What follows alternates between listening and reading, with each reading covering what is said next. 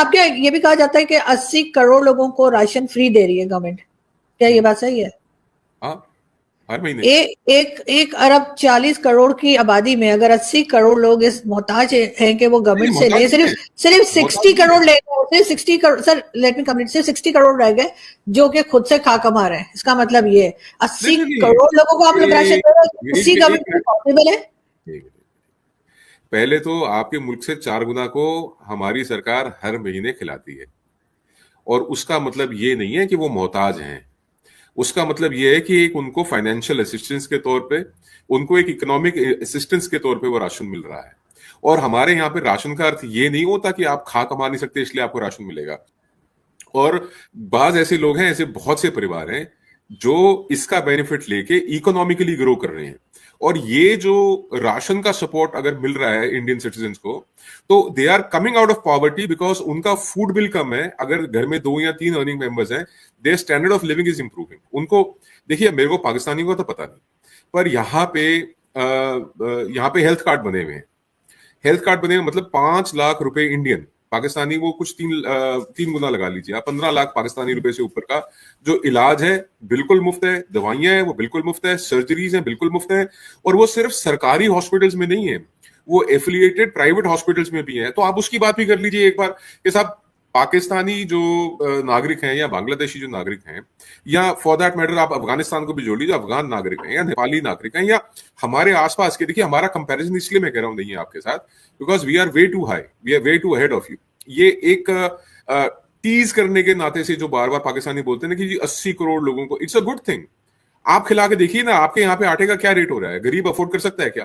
देखिए मैं बताता हूँ, भारत में एजुकेशन फ्री है गरीबों के बच्चों के लिए, राशन फ्री है, मेडिकल ट्रीटमेंट फ्री है, और जो बच्चे कॉलेजेस में जा रहे हैं उनके लिए एजुकेशन फ्री है, और स्कूल की किताबें, यूनिफॉर्म्स, एवरीथिंग इज फ्री। और जो बच्चे स्कूल में पढ़ने जा रहे हैं उनके लिए mid day meals are also free. तो ये सिर्फ एक 80 करोड़ लोगों को राशन की बात नहीं है, ये उन तमाम लोगों के लिए एजुकेशन फ्री की बात है, उन तमाम लोगों के लिए हेल्थ केयर फ्री की बात है।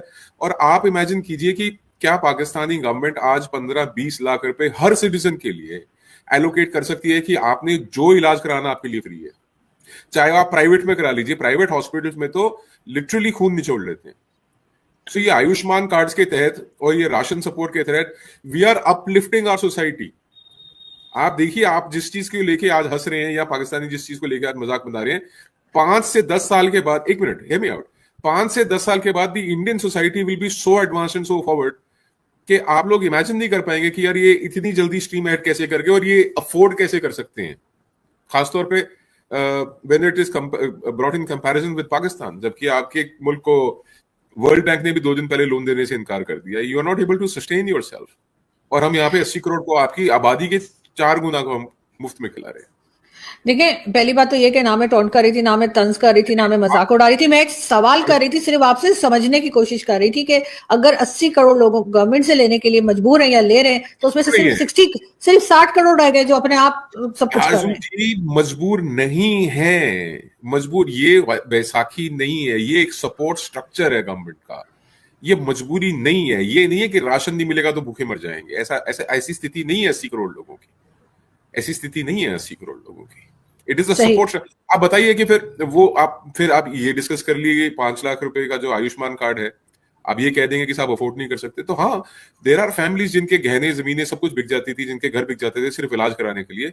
अब गवर्नमेंट ने इंश्योर किया है कि government will afford your expense, और आपका ना तो घर बिकेगा, ना गहने बिकेंगे, ना आपको इन वेन जैसे मजबूरी में आपको देखना पड़ेगा कि यार आपके वालिद जो है, आपके पिता हैं या माता हैं या दादा हैं, दादी हैं, वो हेल्थ केयर के लैक के कारण, आपके पास पैसे की कमी के कारण, पैसे के अभाव के कारण वो इस दुनिया से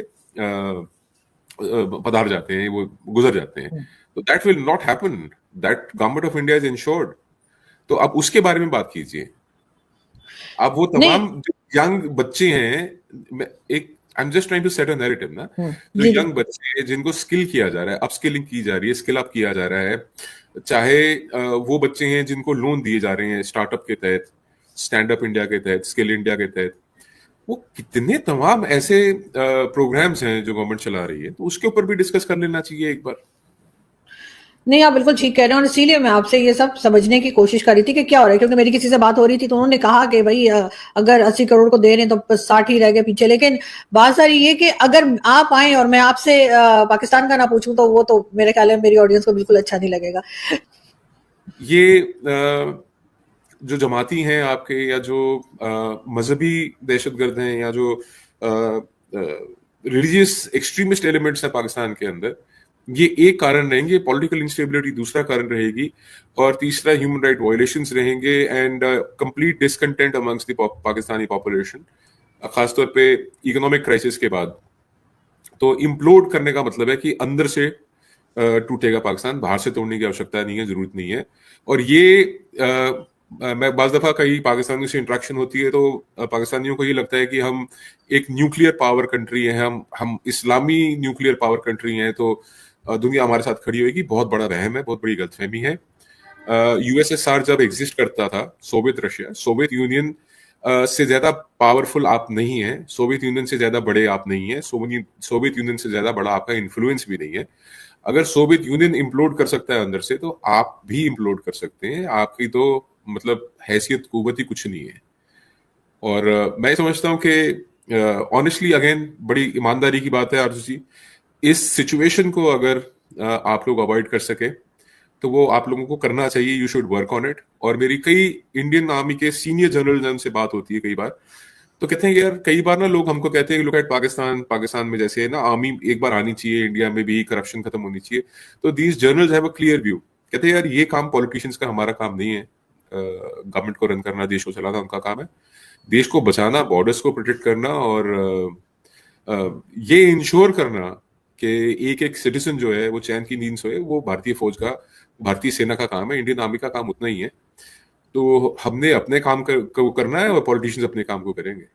ये अगर पाकिस्तानी जर्नलों को समझ में आ जाए कि भाई ये देश चलाना हमारा काम नहीं है, किसी वजीर आजम को फांसी टंगवा दो, कभी किसी वजीर आजम को देश से निकलवा दो, कभी किसी वजीर आजम को आगे जेल में डाल दो, कभी किसी की सरकार गिरा दो, तो तब तक, जब तक इंटरफेरेंस आर्मी की रहेगी, तब तक पॉलिटिकल स्टेबिलिटी नहीं आएगी। और पॉलिटिकल स्टेबिलिटी नहीं अगर आपके देश में आएगी, तो आप लिख के रख लें, आज नहीं तो कल पाकिस्तान टूटेगा। देखिए, भारत के लिए स्टेबिलिटी इस चीज में है कि Pakistan should progress, Pakistan should be stable. But एक चीज जो over a period of time as an analyst हम लोगों ने ऑब्जर्व की है, कि जब जब पाकिस्तान प्रॉस्पर हुआ है, जब जब पाकिस्तान कंफर्टेबल हुआ है फाइनेंशियली कह लीजिए, अदरवाइज, तब तब उसने भारत के लिए डिस्टर्बेंस क्रिएट की है, उसने भारत के लिए परेशानियां खड़ी करने की कोशिश की है, चाहे कश्मीर में हो, चाहे खालिस्तान में हो। तो ये जो इनका एजेंडा है कि हम खालिस्तान बनाएंगे और हम कश्मीर लेके रहेंगे, कश्मीर है ना, और कश्मीर बनेगा पाकिस्तान, और हमारा तुम्हारा रिश्ता क्या, ला इलाहा इल्लल्लाह, जब भी पैसा होगा तब भी ये करेंगे।